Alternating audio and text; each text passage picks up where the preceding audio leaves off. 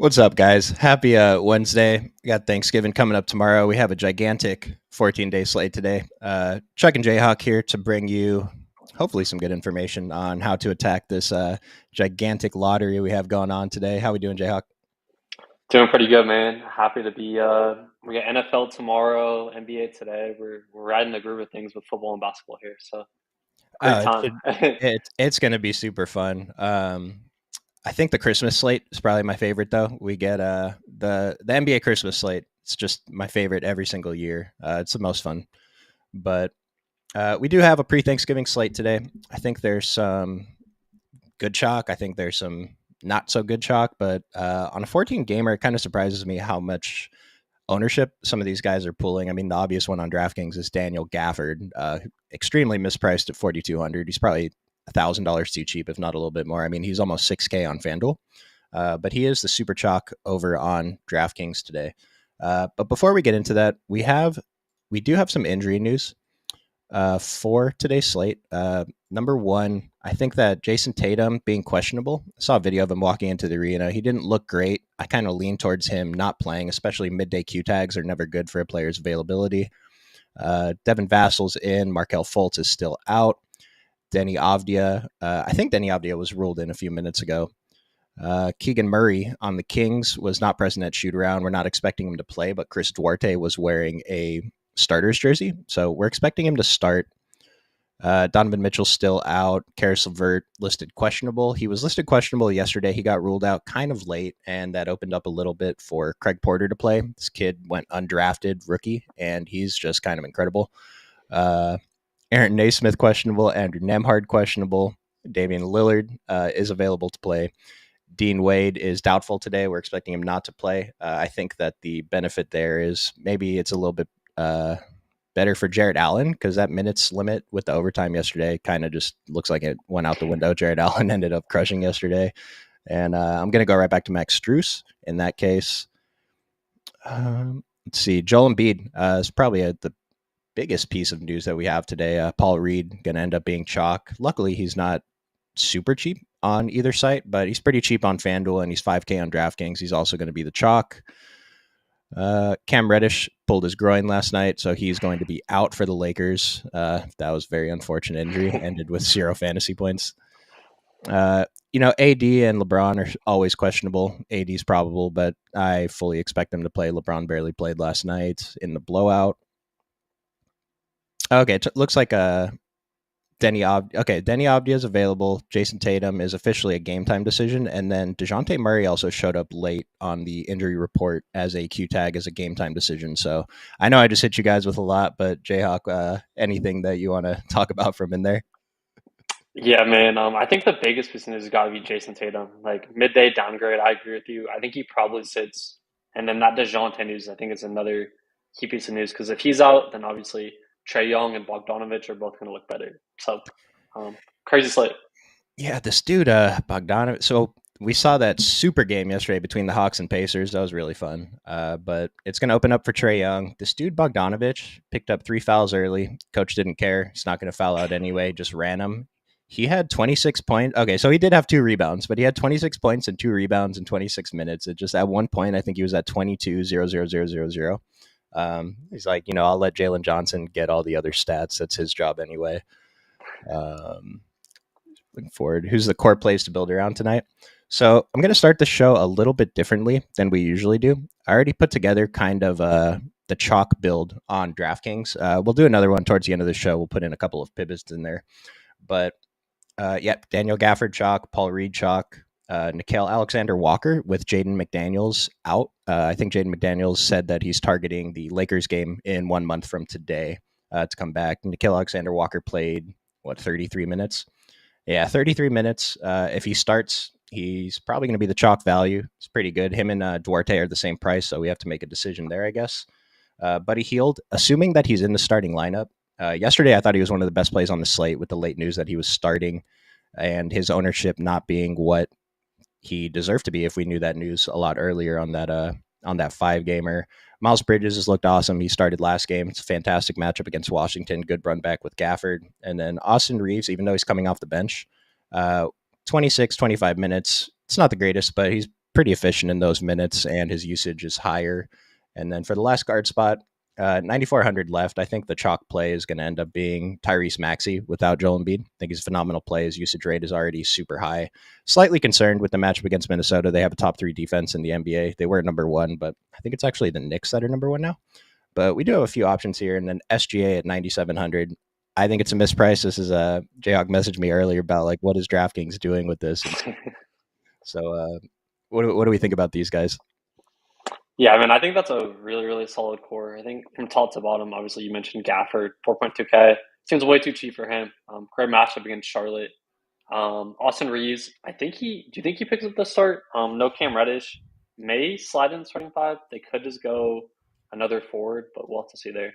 But either way, I think he looks great as well. So I'm glad you mentioned that because the last game is the Lakers with Dallas, so we might not get the starting lineup until after lock. And if everyone already has their chalk values locked in, now this is a risk. This is a GPP play, but the chalk value I'm hoping starts. He's not going to be chalk, but the value that I hope starts, Max Christie at a flat 3K. Now he had a great game yesterday, put up 24 DraftKings points in 25 minutes. I don't know if he's going to be capable of putting up 24 fantasy points again, but if he's going to be super low owned at the min price, help us fit in another stud, then that's a player that I'm going to play a little bit in my lineups before lock. Do you like that? Yeah, I mean, I like that. I think his stats are a little bit buffed because of blowout last game. But Mm-hmm. either way, I think without Reddish, he still should see pretty decent minutes, even if he comes off the bench. Yeah, if he ends up coming off the bench, then might be screwed because it's going to be really hard to swap a min price guy in the last game. But Yeah. the other guy that should benefit is Taurean Prince, who's been a pretty solid value all season, but he's shooting like 1 for 15 from 3-point range in the last few games, which is awful. He's back to being one of the worst fantasy point per minute guys in the NBA, just like he has been for most of his career. But without Cam Reddish, I mean, 31 minutes, and it's probably about what we're expecting anyway. He's just been shooting terribly, but he keeps shooting, which is something we like to see. So it's not a bad matchup against Dallas. Let's go ahead and just transition into the guard plays tonight. Where do we want to start with the guards? We already covered SGA. I mean, we can start with him, but let's start. Well, I mean, let's just start with SGA. It's great. We already kind of covered him, but we can just start there. I mean, yeah, he's showing up top of the model for guards. He's can't math right now, but it's 2,100 cheaper than Luka on DraftKings, and they have the same OF. He's showing 15% ownership. I wouldn't be surprised if it was slightly higher, but with the large slate, we're not really too concerned about that. But he's easily the best pay up tonight. And so I did want to mention with this large slate, I feel like it's kind of a lottery, and there are some spots we can find an edge, but I think the play tonight is to focus a little bit more on smaller fields. And if you're playing this core, or a few players from this core that we talked about, then I think in small fields you should have a pretty good shot. And then we have a question in chat. Jose Morales, thanks for being here every day. What do you think about Aldama tonight? Jayhawk, you had some thoughts about Aldama before the show. Yeah, I think Aldama, you mentioned him too. I think he looks really, really solid. 6,100 should pick up the start again. Great matchup here against Houston Rockets. Coming off a massive, massive game. On a big slate, don't think he should be too high owned, projecting for around, I believe, like 10 to 15%. I love him here, especially if, Buddy Hield and these guys in the mid are going to soak up the ownership. I love Aldama. Yeah, so I've mentioned before that Aldama was a player that we really like to target when JJJ was out. Excuse me. But he's very clearly the Grizzlies' third best player right now behind Bane and JJJ. And if he's starting again, he played 39 minutes. I mean, he took 27 shots. He took 15 threes. Like, that's got to be by far his career high. So I don't think we're expecting him to take 15 threes again. But watching the game, this dude had no fear. He was just pulling. He was a big reason why the game against Boston was so close. And I mean, he's just been crushing. So even at 6,100, even if he's pulling a little bit of ownership, I love this spot tonight for Santi. He's actually my highest exposed player in my pre-stream DraftKings run. And then does that apply to FanDuel too? So a lot of these players are going to be great plays on FanDuel. For the small field thing, yeah, definitely. We want to play. I think it's tough to get away from the best plays tonight, right? I mean, Jayog was saying just play the best plays, and it's like it might sound like a cookie cutter advice, but I think that's true. I think that's true. I mean, like even in this cookie cutter build I put here, we still have some options with the last guard spot. I mean, Steph Curry, De'Aaron Fox. I think Tyrese Maxey is the best play, but leaving 400 on the table might be a little bit awkward.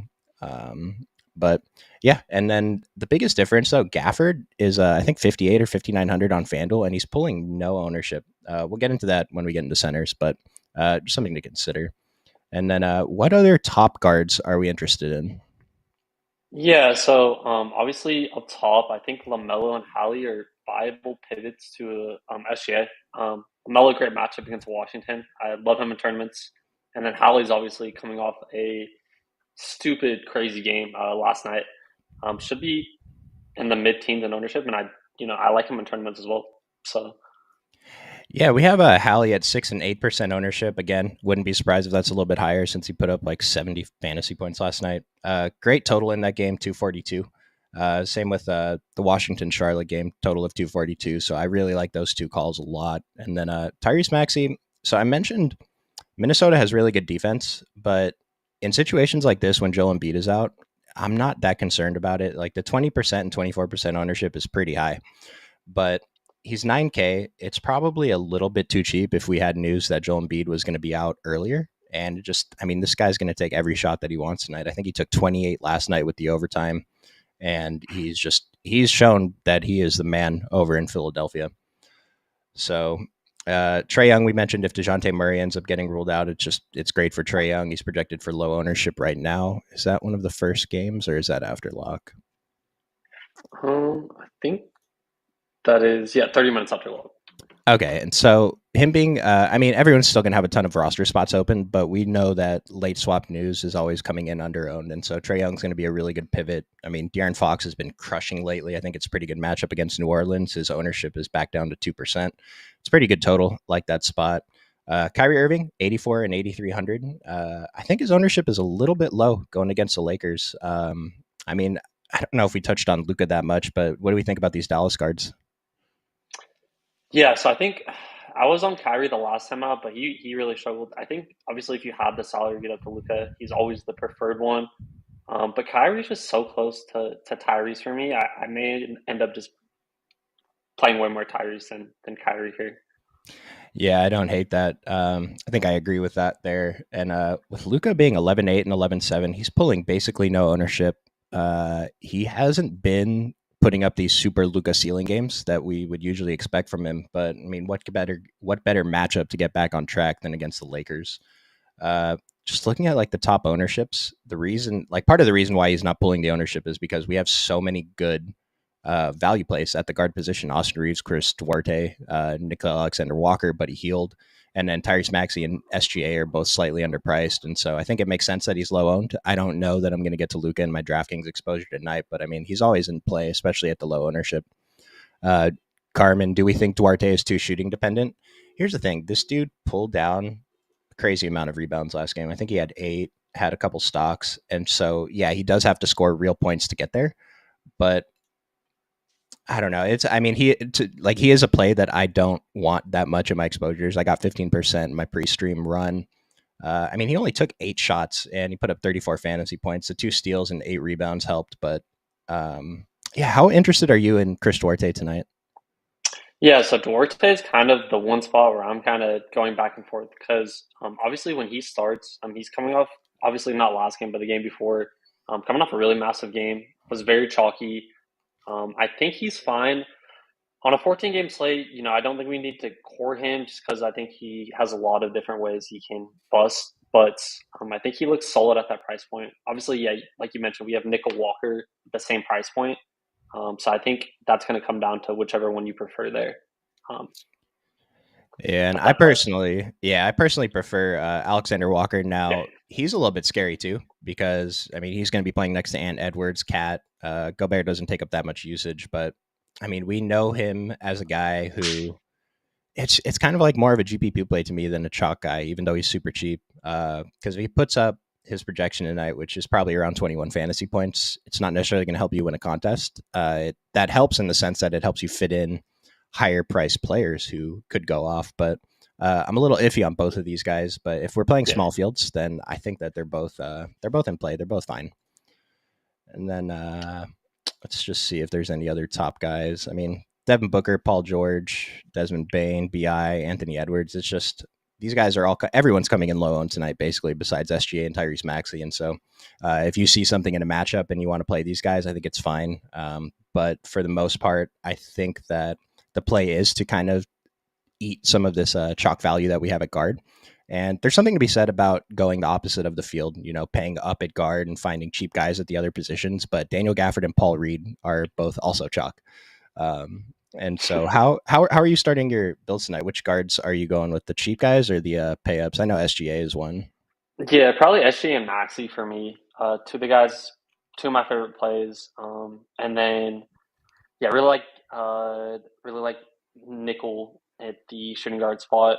And then Austin Reeves, I know he's guard forward. I like him a ton as well. So probably a mix of those guys. Probably those four are probably my top expos as of right now.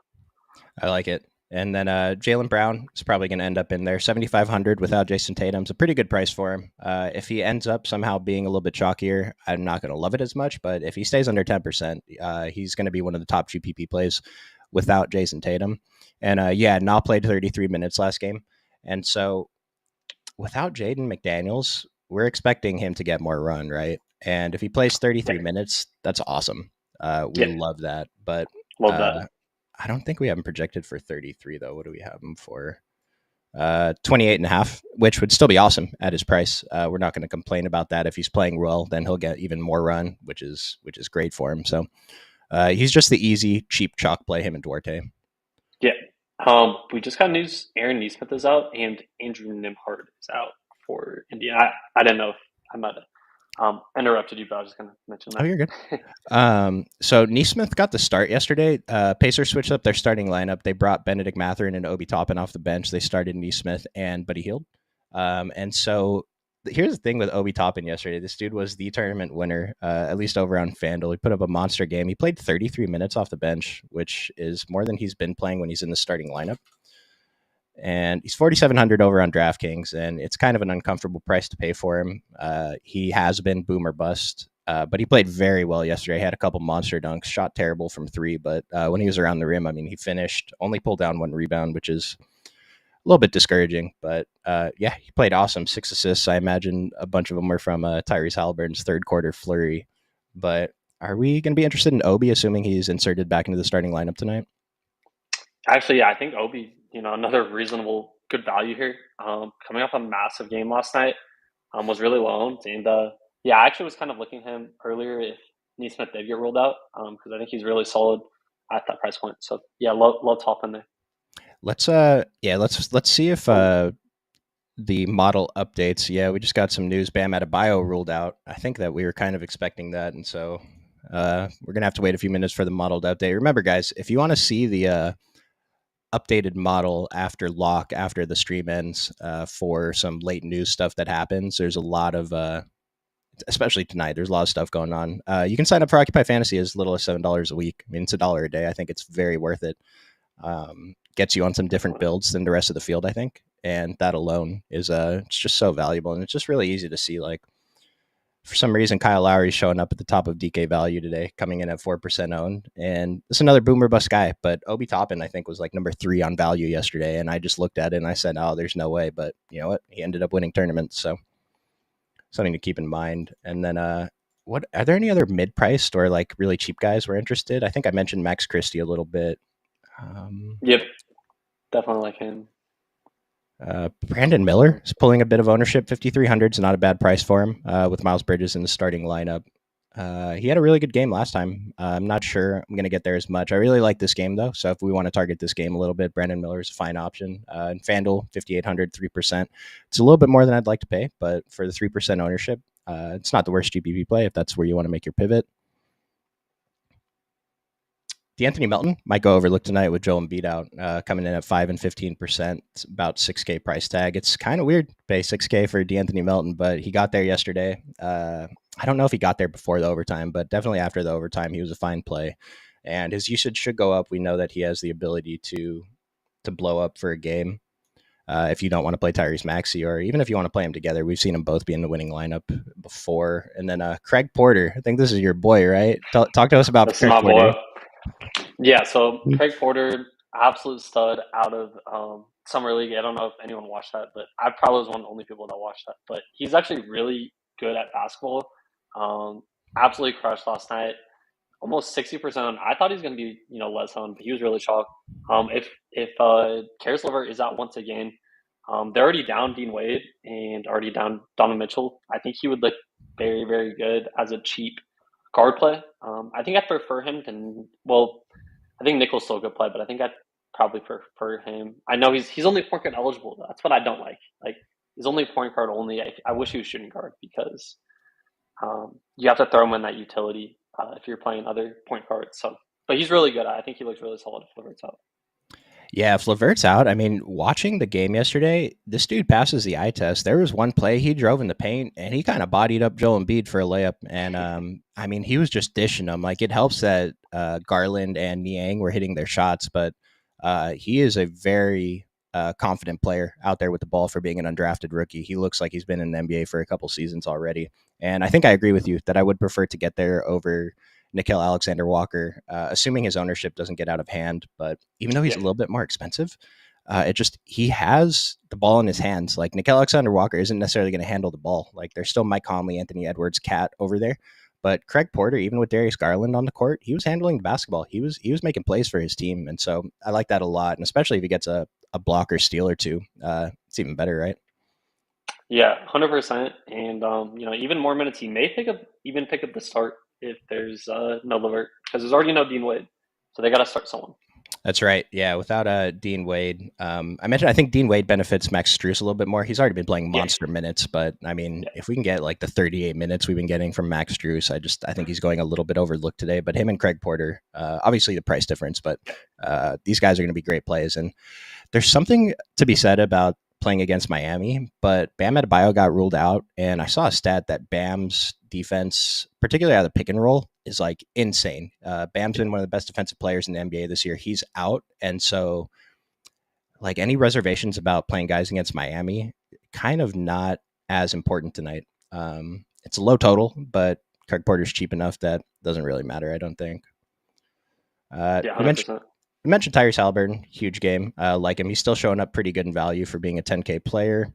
Kentavious Caldwell-Pope, his price came up slightly. This guy was showing up at the top of the model for value for a few days. He did end up being a tournament winner one of those days, coming in at 1% and 2%. I'm not sure that we want to go there. I really don't like playing guys against Orlando just because the pace is so low. But the 218 total, it's not as bad as we've seen, I guess. And I saw we did have a question if we like Jokic tonight. And Jokic is the top of the model overall. And it's not that we don't like Jokic. It's just we have Gafford, we have Paul Reed, we even have like Mo Bamba. I think Mark Williams over on Charlotte's a good pivot. So are you getting to any Jokic tonight? Yeah, so I got a ton of Jokic last night. That was tilting if you're in the Discord chat. But tonight, we have Daniel Gafford. Yeah, obviously you mentioned Paul Reed. Mark Williams, great spot here as well. It's gonna be tough for me to get up to Jokic, especially with all these mispriced guards in really good spots. So probably not going to be as high exposed as I usually am to Jokic. Yeah, we'll get a little bit more to the centers in just a few minutes here, but I agree. Yeah, I fully agree. Butler should benefit with Bam out. Yeah, Jimmy Butler was already showing up too much for me, and now it's like he has to be the man. No Harrow, no Bam. I think Caleb Martin was a play that was actually showing up for me, but we'll take a look at him when we get into the forwards. Is there any other guard before we move on? I think we covered most of them. I think that's pretty much it. I think we can move on. I think that's it. Just sort by ownership real quick and make sure that we got to all of the popular guys. I mean, Fred VanVleet, Memphis is one of the two worst teams in the NBA. I think it's the Wizards. But Fred VanVleet, 77, 8,000. I think he's still a great play at this ownership, at this price. Mentioned LaMelo. Anthony Edwards against Philadelphia. I'm a little bit surprised he's actually pulling ownership today. The field's been overlooking him, and he hasn't had a great game in a while. But I mean, it's not a bad spot against Philadelphia without Joel Embiid in. And OG Anunoby pulling 8% at 5,600 on DraftKings. It seems fine. He's been very inconsistent, but the nights that he's on, he can really help your lineup. Jordan Poole. Are you playing Jordan Poole tonight? Oh man. So initially in the day, I was like, okay, maybe I might be playing Jordan Poole, but I don't know now with all these other great value players and stuff, mid tier players, it's gonna be tough for me to click them. It's so tough. And Unicorn loving to chat Holiday from Boston, maybe no Tatum plus revenge. So here's the thing with revenge games. Like I try not to buy into it too much, and I don't think that Drew Holiday is necessarily mad at Milwaukee. Like, well, initially he was mad, but now I don't think he's too upset. I mean, he still has his role on Boston. I think Boston should be the favorite to win the championship this year. But without Jason Tatum, yeah, we definitely like Drew Holiday. We still like Derek White. Do you? Um, I don't know. Who are they playing against? Milwaukee. Mhm. Yeah, that's a tough matchup. I don't know if I love it. I just rather prefer Jalen Brown. I think he's just in a better spot without Tatum in terms of like one-on-one matchups.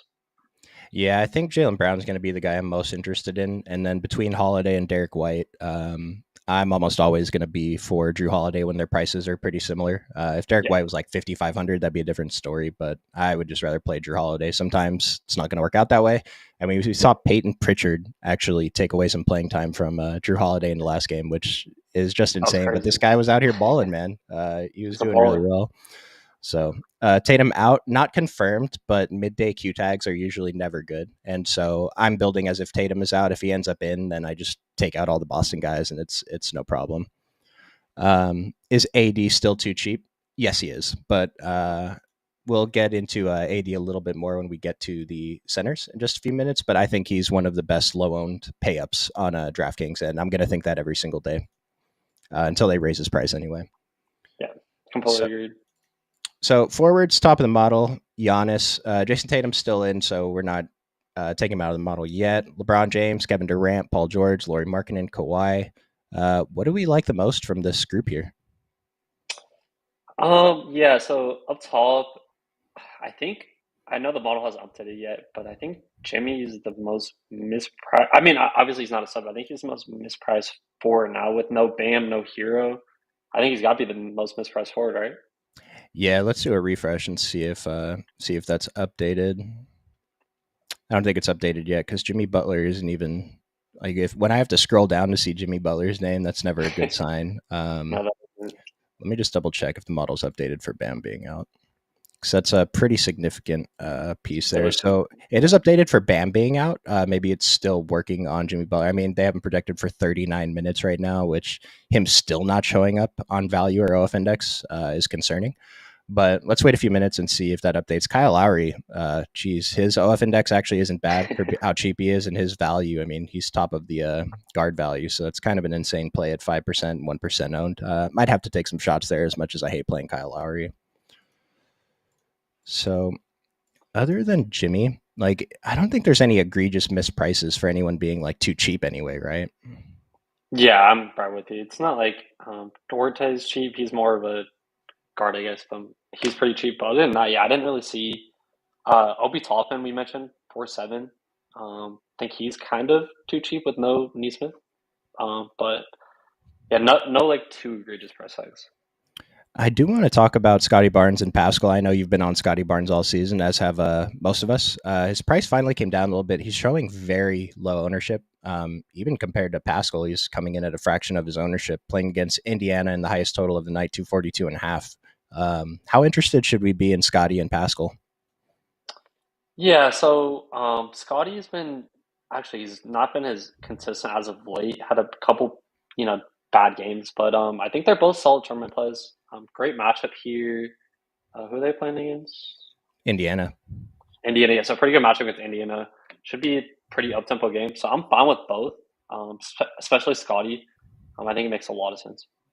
Yeah, I mean, these are the GPP plays I love to get to when a player's Yeah, been playing poorly, especially Scotty Barnes. He's shown us that he has that monster ceiling, and Pascal was really bad to start the year. He's been much better recently. But especially in this up matchup against Indiana, like I want to be pretty over the field on Scotty. And then I was getting to a bunch of Pascal in my lineups earlier too, which I like a lot. And we did just get some more forward news. PJ Washington ruled out Wednesday. So and Precious Achua ruled out Wednesday for Toronto as well. jeez So Louise. So my first thought on Precious is I'm wondering if this benefits Chris Boucher. I was Yeah. way over the field on Chris Boucher yesterday. Picked up 3 fouls in the first half. Didn't really work out for me playing him, even though he got a few minutes of garbage time. Um, we'll have to see what the model says, but I think I'm going to probably try to get to a little bit of Chris Boucher again today. I mean, no one's going to play him, and it's a guy who just can hit a couple threes, get a couple blocks in pretty much any game. And I think this is such a good game to target if it's coming in at low ownership. And we already mentioned we Yeah. like Tyrese Halliburton from the Indiana side. So, Yep. and PJ Washington out. So we're already Ooh, on Miles Bridges. even better. Yeah. Let's take a look at Charlotte. How is this affecting anything else from Charlotte? Yeah, so Miles Bridges, I think, takes a really big bump here. Should get more rebounds, just overall usage here with no PJ Wash. And then obviously LaMelo is just going to be LaMelo, but maybe a couple more shots for LaMelo too. And then we did mention Brandon Miller. We didn't talk about Yeah, Gordon Miller. Hayward. It's tough to get to Gordon Hayward now. His price is probably appropriate, but with Miles Bridges in the lineup, it just his usage, like he's not the second go-to guy anymore. I think it's Miles Bridges now. But maybe this is a bump for Mark Williams. PJ Washington has been playing a few center Yeah. minutes, and who's the other guy? Nick Richards was already ruled out earlier. So Mark Williams, as long as he's not in foul trouble, he probably just has to play. Although I will say we've seen this. I think it was this exact matchup. This might be the third time these teams have played, and Daniel Gafford's chalk. And so I've said something before. Like if we're playing Daniel Gafford, we're assuming that Charlotte's also keeping Mark Williams on the court, and so playing both of them in the same lineup, I think is pretty good. Um, and yeah, I mean, Mark Williams' ownership is, I don't think it's low. I don't think it's high either, though. And at these prices, especially on FanDuel, where he gets the extra point for blocks and steals, Mark Williams might be a pretty good pivot from the chalk centers, Paul Reed and Daniel Gafford. But I think we should be playing a lot of all of them. Yeah, I completely agree. I mean, this is a great game to target, especially now on the Charlotte side with no PJ. I think there's a lot of viable plays. And then I just want to take a look at Jakob Pertl. This guy's minutes have been so annoying this season because he's been showing up as a good play almost every day. And last season we knew him as a player that could get there regularly in less than 30 minutes, but it's tough. I mean, 6K, 6,300. Are you interested in him at all with Precious out? Does that affect anything? Yeah, I mean, he's so boom bust for me. Like, it's really tough for me to click on his name with these other center plays. But this is the guy we know when he does get minutes, he's pretty solid. I think he's fine in tournaments. I'm not like ecstatic to play him, but if you want to take a couple stabs at it, I'd be fine with it. Yeah, there's so many good chalk centers today. I don't know if we need to get to Yaka, but if you're playing 150, then I think getting to Yeah, him a couple times is probably good. And then I mentioned Chris Boucher, 3,800 over on DK. Maybe it's a couple more minutes. Maybe it's a slightly more usage, a couple more opportunities for rebounds with Precious out. We'll see if the model thinks so. I don't think it's going to, but I'm yeah, still going to get to a little bit of Chris Boucher today. yeah. Boucher definitely is the beneficiary there. Let's look at value for forwards. I mean, yeah, Buddy Hield, Austin Reeves, Obi Toppin, Bruce Brown. This guy is so frustrating to play. No one wants to play him today. He was chalk yesterday in that massive over under game. I mean, the total today is only 10 less than it was yesterday. Are you going back to Bruce Brown today? So I wasn't that high on Bruce Brown yesterday. I don't know, like I feel like Buddy's probably the target, but if everyone's gonna play Buddy, like, should we go to Bruce Brown? Like, this is tough because these are like the pivots. I don't know. I think he's fine. I wouldn't like prioritize him. We have so many good plays today that I wouldn't core him or anything. I think he'd be fine to sprinkle in and just hope bigger game comes this game. Yeah, so I didn't even want to play Bruce Brown yesterday, even before Buddy Hield was in the starting lineup. And then once I made my swaps, I got very little Bruce Brown. Ended up Yeah, working out. Buddy Hield ended up saving his poor stat line in like the last 3 minutes. I think he hit like yeah. two or three threes, got a block. So that was nice. He didn't quite get there to help us win a tournament, but Hmm. we're going right back to him. I think he shot insane from three, if I'm remembering correctly. Was he 6 for 6 yesterday? Oh, we already have him in our lineup. Yeah, he went 6 for 6 from three. Has 9 for 11 shooting. Like that's crazy. I mean, we're not expecting to do this every night. I'd like to see him take these 14, 15 shots we've seen and just get a rebound, man. Get one more stat. Yeah, I guess they took his block away, but still ended up being a great play on DraftKings at 5,200. So he's still going to be in our court today. yeah, Uh, Jalen Johnson. This was my most exposed player yesterday. Ended up paying off. He's only coming in at 4 and 5% ownership today. I think he was massive chalk yesterday. But is this price 6,400, 6,600 against Brooklyn? Are we interested in going back to him today? I am definitely in tournaments. I love Jalen Johnson. I think he's a really good player, and he's just been doing everything, right? He's been getting rebounds, assists, pretty much doing everything for Atlanta. So I think he's a great. If he's going to be loaned, I love him, like him even more. So I like him a lot. Yeah, at 64, fine with that. Haywood Highsmith showing up super high in value is pretty interesting to me at 3,600. I imagine the 0% is going to go up a little bit with Bam Adebayo out, but this is kind of a intuitive pivot to get to, and I kind of like it at 3,600 on DraftKings. I kind of think I'm going to play a bunch of Haywood Highsmith now. The model approved play. Denny Avdia, he was ruled in, so I think he's a fine play. 5,600 is probably a little bit too cheap for him. It's a great matchup against Charlotte. And Grant Williams, him and Dylan Brooks, I feel like are two of the guys I've been wanting to play all season. And Dylan Brooks, he's been a little more aggressive after having a bunch of dud games in a row. Won a tournament the other night, but Grant Williams today against the Lakers at 1%, 4,500. We have a lot of good chalk value, so we don't have to go crazy on Grant Williams. But if you're making a large portfolio of lineups, I think he's worth it to get a few percent. Mentioned Max Christie at the flat minimum price, 3% on DraftKings. Santi Aldama, I think we both like him a lot today. Yep. And Brandon Miller, I'm not that excited to play him, but the model thinks he's a good play, so I'm probably going to mix him in a little bit. And then, unfortunately, most of the guys down here, I mean, Miles Bridges core played today, but most of the rest of these guys are just guys to me. Like, I've been super on Herb Jones recently, but on today's slate, especially, he came up in price on FanDuel. I don't think I'm really going to get there today. Duncan Robinson might be under the radar. His price is kind of, it's probably appropriate for what he's been doing recently with his usage with Tyler Harrow out, but at 1% ownership, Duncan Robinson, is this the pivot that we want to get to? Probably not. Yeah, I'm never high on Duncan. I think I don't know, he's just okay.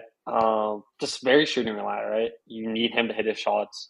Gets a couple boards, obviously, but yeah, I don't know. We may be reaching a little bit with Duncan on a 14 game slate. But if he hits a shot, man, he could get there. Yeah, I think if we're targeting someone from Miami, and I want to see how the centers update to see if maybe we're, because we have so many cheap centers now. I wonder if we're interested in Orlando Robinson or Thomas Bryant. We'll take a look at that in a minute here. But there was one guy. So it's telling that Chris Duarte at 3,700 is this far down the value list for DraftKings at 24% on each site. I will say we only had him projected for 16 minutes last time. I thought that was kind of low. He ended up playing 33. Like, we can't predict that. We're never going to project him for 33 minutes. We have him for 22 today. So that's more reasonable. But Chris Duarte being this low on the value in the model, I think is pretty telling that this is a piece of chalk that we want to try to get away from. Nickeil Alexander was showing up closer to the top, so that's probably the better play. Cam Johnson, this is a guy who was showing up in a bunch of my lineups earlier. Did you get to Cam today?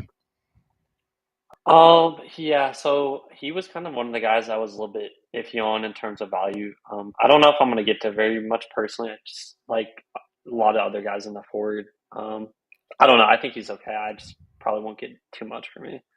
Same. And then, are there any other forwards? I mean, Max Strus is not showing up well in the model. Maybe that goes up slightly. Karis LeVert's ruled out. We haven't projected for 36 and a half minutes, though. 6,500 on DraftKings. It's a little bit expensive, but he's been crushing that. I'm fine paying it. And 6,100 on FanDuel. I'm going right back to him over there. I'll be over the field. But are there any more forwards that you wanted to talk about? Let me check real quick. I don't believe so. Let me scroll here. Yeah, I think that's it. I know it's a 14 game slate, but I think we covered that pretty good. Yeah, and if you guys have a question about a player we're not mentioning, feel free to throw it in the chat, and we can give you our thoughts. So let me do a refresh before we get into centers, because center is probably the most interesting position today. It's just Daniel Gafford's projected for what? I mean, he was 50% before we started the stream. Yeah, it's gonna be insane. 53% over on DraftKings, 2% over on FanDuel. What are we doing, fellas? Yeah, that's kind of crazy. I mean, that ownership disparity is almost like we've seen it a couple times with a couple players. It's like, why? I mean, I get like the price tags are different, but it's still the same matchup, right? Right. And it's like, yeah, $1,600 price difference. And maybe 1,600 is a little wider gap for this to apply to. But it's kind of like, if we're expecting him to go off on DraftKings, because look at like Daniel Gafford putting up a 6x on DraftKings today, 25 fantasy points. I don't think that's enough to win you a tournament unless you get every other spot exactly correct, right? And so Yeah. if we're expecting him to go off for 30 plus, why isn't he a decent play on FanDuel? Who's a chalk center And on you FanDuel? Oh, it's because of Paul get Reed. yeah, and you get more points for blocks and steals on FanDuel as well. Yeah, and so I think I'm making 25 lineups on FanDuel today. I don't think I'm getting to Daniel Gafford in my 25. I guess I'm making 150 for the nickel, but I don't really care about that. So maybe I get to a couple shares, but yeah, Paul Reed, the misprice on FanDuel, 4,500 starting.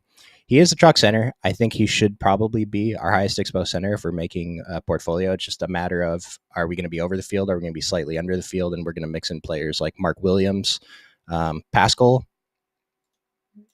Okay, he only has power forward eligibility on FanDuel, but let's start from the top. What other centers are we really interested in today since the chalk cheap centers are so good? Yeah, so real quick before we get into like the elite centers, I kind of want to ask you a question. Do you ever, when you're building lineups, like if you play Gafford and Williams, do you have like a rule like set you don't want to play both together because of foul trouble or any of that, or are you fine with playing both of them together? I actually think it's better to play both of them together rather than not play them both together, just because we Okay. saw this matchup go small in one of the times they met this year. The other time they didn't go small. They both ended up being very good plays. Williams was a superior one on that day. But I did this with when Dallas played Washington a few slates ago, and I had a rule: if I'm playing Lively, play Gafford, or if I'm playing Gafford, play Lively, and that ended up being a terrible rule because Lively went off and Gafford did not. And Yeah. so, depending which optimizer you're using, if you're using the builder, it's really hard. I would not put the rule like uh, if playing it's so hard. I think I would just maybe manually edit a few lineups and have them together, but I don't want that restriction, especially on a 14 game slate. But I think it does make sense that if one Gafford plays more minutes, that Mark Williams plays more minutes as well. Yeah. Barring foul trouble, these guys just don't have backup centers today. Like Yeah. Gafford has Gallinari, I guess, but um, let's start with Gallinari actually as the pivot off Gafford. I think you mentioned him earlier. Is this what position is he? Forward, I think. Okay, so he's only power forward. He was center before, which was weird. But did you like Gallo as a pivot? Yeah, so I would have liked him more, obviously, if Audio was out. But I think he makes a lot of sense because if they do go small, I think he's the guy they go with. And I think he gets a great matchup here against Charlotte. So if for any reason they go small, obviously you probably want to be underweight to both Williams and Gafford because that would negatively affect both of them. And I think Gallinari would be the logical pivot there. If you are playing Gallinari, that is a rule I would put. Play max one from this group, Gallinari or Gafford. I don't want them both in the same lineup. That's a disaster.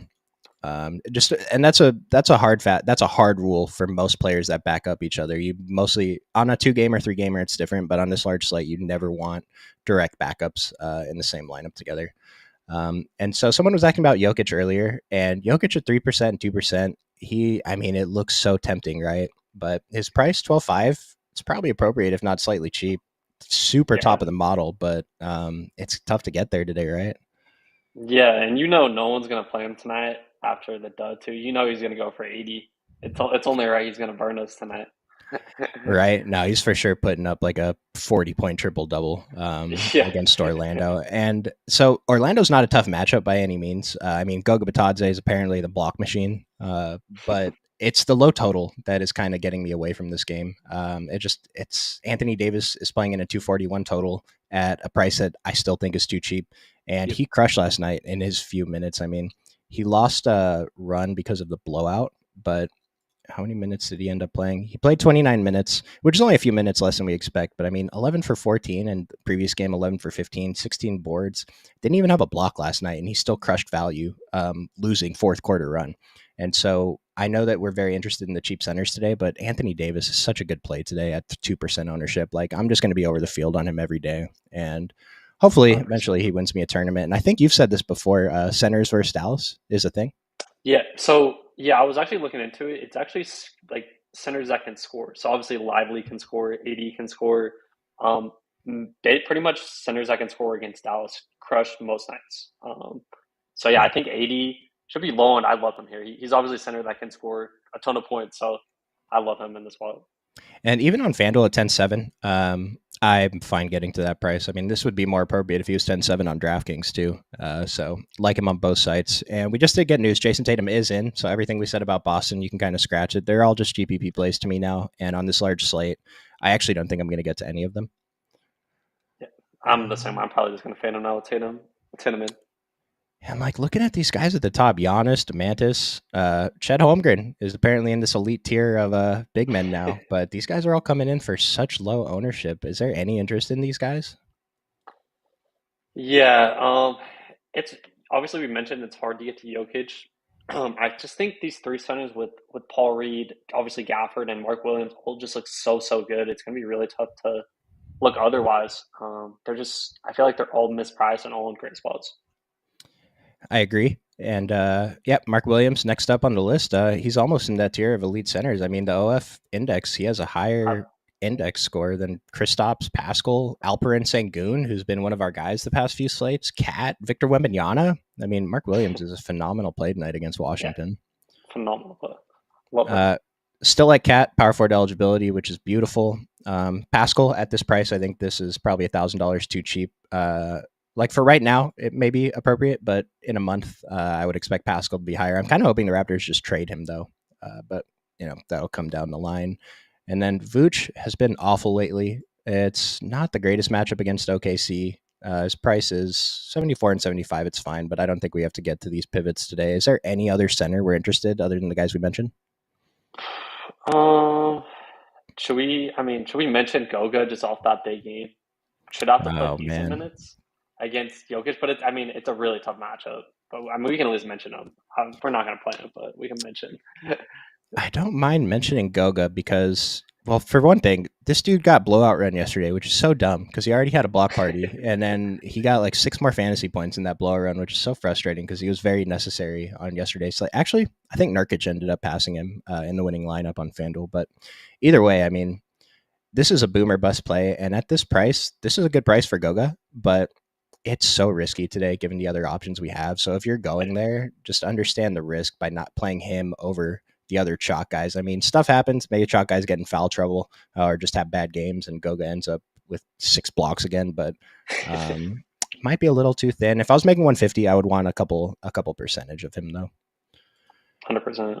And then just take a look at value to see where these guys rank. So on DraftKings, Gafford, Mark Williams, Jakob Poeltl, number 3. Holmgren, Capella, AD, still very high in value over on DraftKings, given the other options we have today. Goga's not showing up too far behind. Where's Paul Reed? So Model thinks Paul Reed is not the best value on DraftKings. We have him projected for 26 minutes. I kind of think that's low. That sounds low, right? Yeah, I mean, I obviously prefer the Washington game centers, but I mean, he's still a great play, especially on FanDuel when where he's a little bit cheaper. Yeah, Yeah, I don't really know.